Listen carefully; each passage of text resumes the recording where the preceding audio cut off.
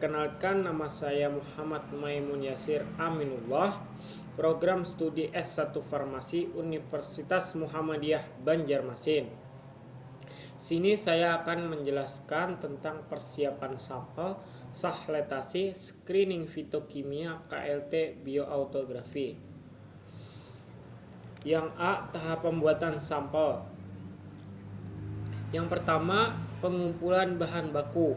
Kadar senyawa aktif dalam suatu simplisia berbeda-beda yang tergantung pada beberapa faktor, antara lain bagian tumbuhan yang digunakan, umur tumbuhan atau bagian tumbuhan pada saat panen, waktu panen dan lingkungan tempat tumbuh. Waktu panen sangat erat hubungannya dengan pembentukan senyawa aktif di dalam bagian tumbuhan yang akan dipanen. Waktu panen yang tepat pada saat bagian tumbuhan tersebut mengandung senyawa aktif dalam jumlah yang terbesar. Senyawa aktif akan terbentuk secara maksimal di dalam bagian tumbuhan atau pada umur tertentu berdasarkan garis besar pedoman panen. Kemudian nomor 2, sortasi basah. Sortasi basah adalah pemilihan hasil panen ketika tanaman masih segar. Sortasi dilakukan terhadap tanah atau kerikil, rumput-rumputan, bahan tanaman lain atau bagian lain dari tanaman yang tidak digunakan, dan bagian tanaman yang rusak seperti contohnya dimakan ulat atau sebagainya. Kemudian nomor 3, pencucian. Pencucian simplisia dilakukan untuk membersihkan kotoran yang melekat, terutama bahan-bahan yang berasal dari dalam tanah dan juga bahan yang tercemar pestisida. Cara sortasi dan pencucian sangat mempengaruhi jenis dan jumlah mikroba awal simplisia. Misalnya jika air yang digunakan untuk pencucian kotor, maka jumlah mikroba pada permukaan bahan simplisia dapat bertambah dan air yang terdapat pada permukaan bahan tersebut dapat mempercepat pertumbuhan mikroba. Bakteri yang umumnya terdapat dalam air adalah Pseudomonas, Bacillus, Streptococcus, Enterobacter, dan SC Bacteria. Nomor 4, yaitu perajangan. Pada dasarnya tujuan perajangan simplisia adalah untuk memperluas permukaan bahan baku. Semakin luas permukaan, maka bahan baku akan semakin cepat kering. Perajangan dapat dilakukan dengan pisau, alat mesin perajang khusus sehingga diperoleh irisan tipis atau potongan dengan ukuran yang dikehendaki. 5. Pengeringan. Proses pengeringan simplisia terutama bertujuan sebagai berikut: menurunkan kadar air sehingga bahan tersebut tidak mudah ditumbuhi kapang dan bakteri, menghilangkan aktivitas enzim yang bisa menguraikan lebih lanjut kandungan zat aktif, memudahkan dalam hal pengolahan proses selanjutnya, yaitu lebih ringkas, mudah disimpan, tahan lama, dan sebagainya.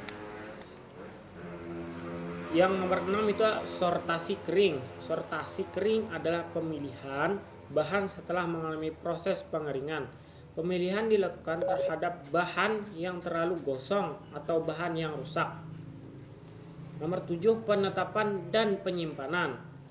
Setelah tahap pengeringan dan sortasi kering selesai, maka simplisia perlu ditempatkan dalam suatu wadah tersendiri agar tidak saling bercampur antara simplisia satu dengan yang lainnya. Kemudian pemeriksaan mutu simplisia. Beberapa hal yang harus diperhatikan sehubungan dengan pemeriksaan mutu simplisia adalah sebagai berikut. Yang A, simplisia harus memenuhi persyaratan umum edisi terakhir dari buku-buku resmi yang dikeluarkan oleh Departemen Kesehatan RI seperti Farmakope Indonesia.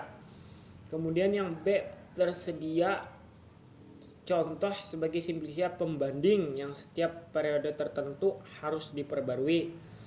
Yang C, harus dilakukan pemeriksaan mutu fisis secara tepat yang meliputi Yang pertama, kurang kering atau mengandung air. Yang kedua, termakan serangga atau hewan lain. Yang ketiga, ada tidaknya pertumbuhan kapang. Yang keempat, perubahan warna atau perubahan bau. Kemudian masuk ke B, sohletasi. Jadi sohletasi adalah sejenis ekstraksi dengan pelarut cair organik yang dilakukan secara berulang-ulang pada suhu tertentu dengan jumlah pelarut tertentu. Pelarut yang digunakan harus disesuaikan dengan tingkah kepolaran ekstrak yang diinginkan. Kemudian penyarian adalah penarikan zat aktif yang diinginkan bahan mentah obat dengan menggunakan pelarut yang sesuai di mana zat aktif yang diinginkan akan terlarut. Faktor-faktor yang mempengaruhi penyarian adalah derajat kehalusan serbuk dan perbedaan konsentrasi yang terdapat mulai dari pusat butir serbuk simplisia sampai ke permukaannya.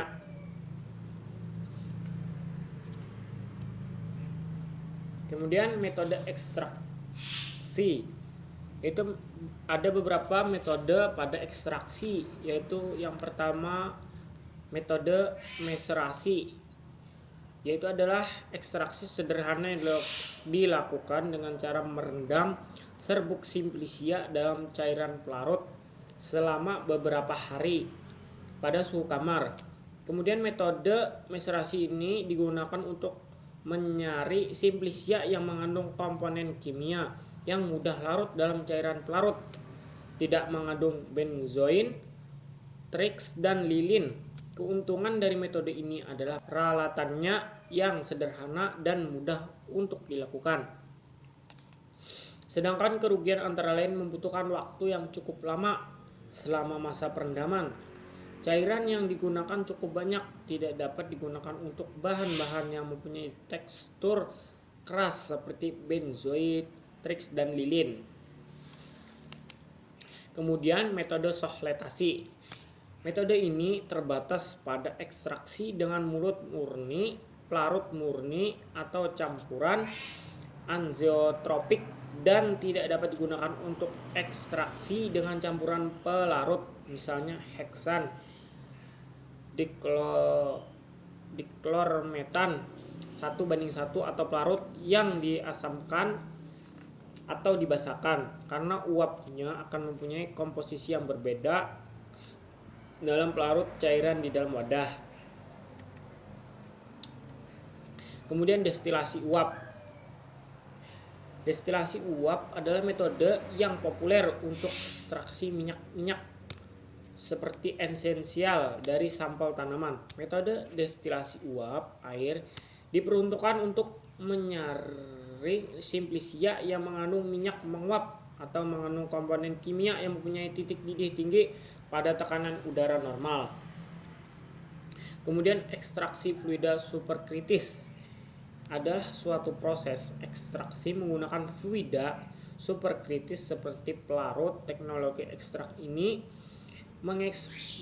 mengeksplorasi kekuatan pelarut dan properti fisik tambahan dari komponen atau campuran pada temperatur dan tekanan dalam kesetimbangan fase. Kemudian kriteria pemilihan pelarut. Pemilihan pelarut merupakan salah satu faktor yang penting dalam proses ekstraksi. Jenis pelarut yang digunakan dalam proses ekstraksi mempengaruhi jenis komponen aktif bahan yang terekstrak, karena masing-masing pelarut mempunyai selektivitas yang berbeda untuk melarutkan komponen aktif dalam bahan. Berbagai syarat pelarut yang digunakan dalam proses ekstraksi yaitu sebagai berikut. Yang A, memilih daya larut dan selektivitas terhadap solut yang tinggi. Pelarut harus dapat melarutkan komponen yang diinginkan sebanyak mungkin dan sesedikit mungkin melarutkan bahan pengotor. Kemudian yang B, bersifat inert terhadap bahan baku sehingga tidak bereaksi dengan komponen yang akan diekstrak. Yang C, reaksi pelarut tidak menyebabkan perubahan secara kimia dan komponen bahan ekstraksi. Yang D, tidak menyebabkan terbentuknya emulsi. Yang E, tidak korosif. Tahap pemeriksaan mutu ekstrak. Contoh parameter spesifik.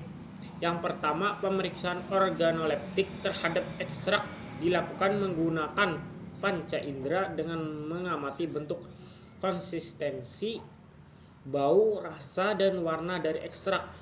Yang kedua, penetapan kadar senyawa terlarut dalam etanol.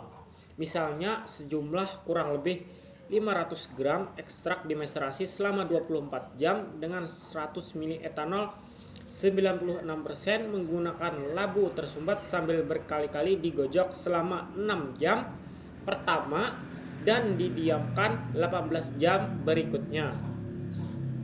Setelah itu dilakukan penyaringan secara cepat untuk menghindari penguapan etanol. Kemudian uapkan 20 ml filtrat hingga kering dalam cawan dengkal berdasarkan rata-rata yang telah ditara. Panaskan residu selama 105 derajat Celcius hingga bobot tetap, hingga kadar dalam persen senyawa yang larut dalam etanol dihitung terhadap ekstrak awal. Kemudian yang ketiga, penetapan kadar senyawa terlarut dalam air. Sejumlah kurang lebih 500 gram ekstrak dimaserasi selama 24 jam dengan 100 ml air. Kloroform menggunakan labu bersumbat sambil berkali-kali digojok selama 6 jam pertama dan didiamkan 18 jam berikutnya. Kemudian disaring, diuapkan 20 ml filtrat hingga kering dalam cawan dangkal berdasarkan rata yang telah ditara. Panaskan residu suhu pada 105 derajat Celcius hingga bobot tetap. Hitung kadar dalam persen senyawa yang larut dalam air. Hitung terhadap ekstrak awalnya. C. Screening fitokimia dilakukan terhadap serbuk simplicia dan ekstrak yang meliputi pemeriksaan alkaloid, flavonoid, tanin, saponin, kuinin, steroid, dan triterpenoid, kumarin, dan minyak atsiri. Selanjutnya dilakukan pemeriksaan pendahuluan senyawa flavonoid, isolasi golongan senyawa flavonoid, dan identifikasi isolat menggunakan metode spektrofotometri ultraviolet, cahaya tampak atau UV vis. Kemudian fitokimia dilakukan menurut metode Farnsworth. Yang pertama itu ada identifikasi alkaloid. Sejumlah lebih kurang 1 gram serbuk ditambahkan dengan 5 ml amonia 25% dalam mortir. Setelah itu ditambahkan 20 ml kloroform gerus dan disaring. Filtrat berupa larutan organik digunakan untuk percobaan selanjutnya. Kemudian larutan ini diteteskan pada kertas saring yang telah ditetesi reaksi Dragon-Drop. Terbentuknya warna merah atau jingga menunjukkan adanya alkaloid. Sisa larutan organik diekstraksi 2 kali dengan asam klorida ke dalam 2 tabung reaksi yang masing-masing berisi 5 ml. Larutan organik tersebut ditambahkan beberapa tetes pereaksi Dragon-Drop dan pereaksi Mayer. Terbentuknya endapan merah dengan pereaksi Dragon-Drop atau endapan putih dengan pereaksi Mayer membuktikan adanya alkaloid. Yang kedua identifikasi golongan flavonoid. Jumlah lebih kurang 1 gram serbuk dididihkan dalam 100 ml air. Panaskan selama 5 menit, kemudian disaring terhadap 5 ml filtrat, ditambahkan serbuk magnesium, 1 ml asam klorida pekat, dan 2 ml alkohol. Kemudian digojok kuat, biarkan memisah. Adanya flavonoid ditunjukkan dengan terbentuknya warna merah, kuning atau jingga pada lapisan amil alkohol. Yang ketiga, identifikasi golongan saponin. Sebanyak 10 mili larutan percobaan pada identifikasi flavonoid dimasukkan ke dalam tabung reaksi fotofas secara vertikal selama 10 detik. Terbentuknya busa setinggi 1-10 cm yang stabil dalam waktu kurang lebih 10 menit dan tidak hilang pada penambahan setetes asam klorida 2N menunjukkan adanya saponin. Yang keempat, identifikasi golongan tanin. Sejumlah lebih kurang 1 gram serbuk ditambahkan 10 mili air, dididihkan selama 15 menit, didinginkan dan disaring dengan kertas saring. Kemudian filtrat dibagi menjadi 2 bagian. Kemudian filtrat pertama ditambahkan larutan besi klorida 1%, terbentuk warna hijau biru atau hijau kehitam-hitaman, menunjukkan adanya senyawa golongan tanin. Ke dalam filtrat yang kedua ditambahkan 15 mili pereaksi estiasin formaldehid 30%, asam klorida pekat 2:1, dipanaskan di atas penangas air. Terbentuknya endapan warna merah muda menunjukkan adanya tanin tak kuat. Selanjutnya endapan disaring, filtrat dijenuhkan dengan natrium asetat. Kemudian ditambahkan beberapa tetes larutan besi klorida 1%. Terbentuknya warna biru tinta menunjukkan adanya tanin galat. Kemudian yang nomor 5, identifikasi golongan kuinin. Sebanyak lebih kurang 1 gram dididihkan dalam 10 mili air selama 5 menit, kemudian disaring. Filtrat sebanyak 5 mili ditambahkan natrium hidroksida 1N, terbentuknya warna merah menunjukkan adanya kuinin. Kemudian nomor 6, identifikasi golongan steroid dan triptenoid. Selama sejumlah 1 gram serbuk simplicia dimeserasi dengan 20 ml selama 2 jam dalam wadah tertutup rapat. Kemudian disaring dan diambil filtratnya, dan filtrat tersebut diambil sebanyak 5 ml lalu diuapkan dalam cawan pengap hingga diperoleh residu. Selanjutnya ke dalam residu tersebut ditambahkan 2 tetes larutan asam asetat dan 1 tetes asam sulfat pekat. Terbentuknya warna merah, hijau, ungu, dan akhirnya biru menunjukkan adanya senyawa steroid dan triptenoid. Yang nomor 7, identifikasi golongan kumarin. Sejumlah 1 gram serbuk simplicia dalam tabung reaksi volumenya 20 mili ditambahkan 10 mili pelarut kloroform dan dipasang corong yang berisi lapisan kapas yang telah dibasahi dengan air pada mulut tabung, kemudian dipanaskan selama 20 menit di atas penangas air. Kemudian didinginkan, selanjutnya disaring dengan kertas saring. Filtrat diuapkan pada cawan penguap sampai kering. Sisanya ditambahkan air panas sebanyak 10 mili, kemudian didinginkan.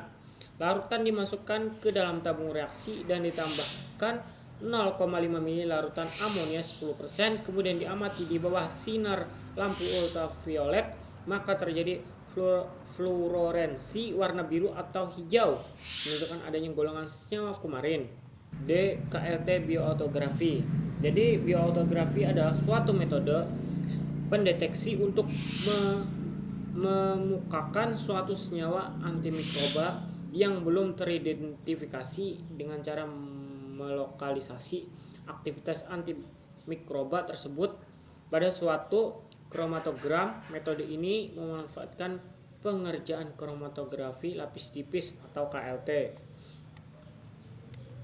Kemudian tahap metode KLT bioautografi. Yang A itu bioautografi langsung. Uji bioautografi langsung dilakukan dengan menyemprot lempeng KLT dengan suspensi mikroorganisme atau dengan diletakkan lempeng KLT pada permukaan media agar yang telah ditanami mikroorganisme. Bioautografi langsung lebih sensitif dan memiliki kemampuan untuk mendeteksi antibakteri pada konsentrasi rendah sekalipun. Kemudian yang B, bioautografi overlay. Uji bioautografi overlay dilakukan dengan menggunakan media agar yang telah dicampur dengan mikroorganisme di atas permukaan lempeng KLT media. Media ditunggu hingga pekat, kemudian diinkubasi. Area hambatan dilihat melalui penyemprotan dengan tetrazolium klorida. Senyawa aktif antimikroba akan terlihat sebagai area jernih dengan latar belakang ungu. Kemudian yang C, bioautografi kotak uji. Bioautografi kotak dilakukan dengan cara meletakkan lempeng kromatografi hasil elusi senyawa yang akan diuji di atas media pada yang sudah diinokulasi dengan mikroba uji. Daerah jernih yang tidak ditumbuhi mikroba menandakan adanya senyawa antimikroba. Kemudian kelebihan atau kekurangan dari KLT bioautografi. Kelebihannya yang pertama yaitu dapat mendeteksi bercak pada kromatogram hasil KLT yang mempunyai aktivitas sebagai antibakteri, antifungi, antibiotik, dan antiviral. Dapat digunakan mendeteksi antibiotik yang belum diketahui mekanismenya. Kemudian yang terakhir, cepat dalam pengerjaannya. Kemudian kekurangan dari KLT bioautografi yaitu yang pertama, tidak dapat digunakan untuk senyawa yang tidak mempunyai aktivitas membunuh atau menghambat mikroorganisme. Yang kedua, mempunyai faktor kesalahan yang besar. Ya, terima kasih. Sekian penjelasan dari saya. Apabila ada salah kata ataupun ada salah ucap, saya mohon maaf. Wassalamualaikum warahmatullahi wabarakatuh.